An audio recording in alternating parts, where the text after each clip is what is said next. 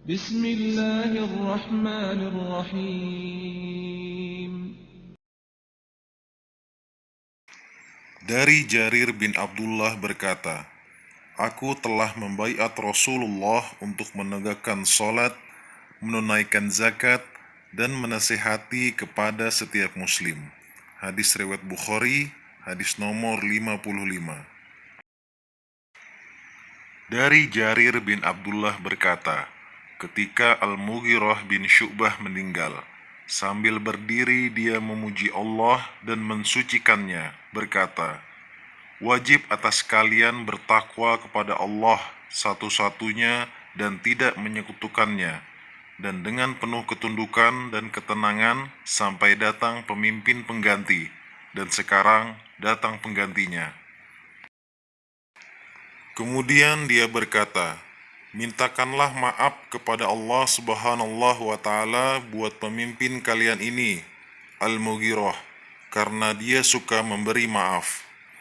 Lalu berkata, amma ba'du, sesungguhnya aku mendatangi Nabi Muhammad SAW, kemudian aku berkata, aku membayat engkau untuk Islam.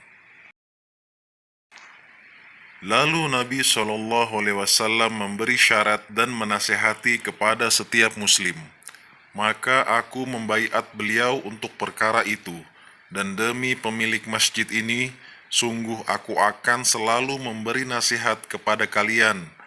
Kemudian dia beristighfar lalu turun dari mimbar. Hadis riwayat Bukhari, hadis nomor 56.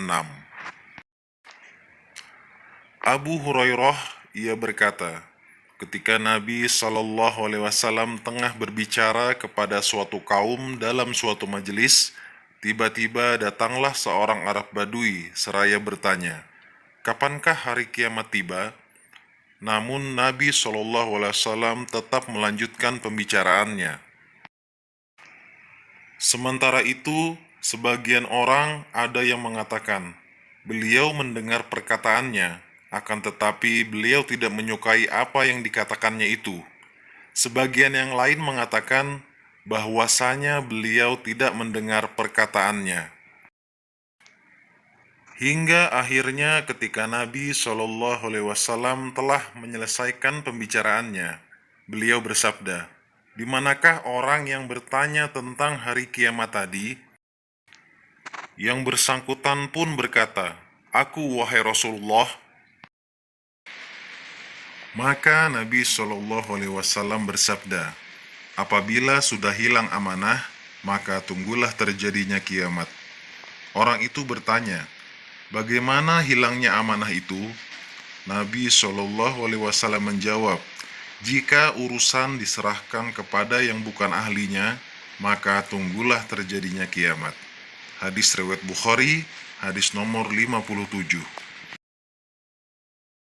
Terima kasih sudah menonton. Semoga menjadi amal ibadah untuk kita semua. Subhanallah wa bihamdika, asyhadu an la ilaha illa anta, astaghfiruka wa atubu ilaih.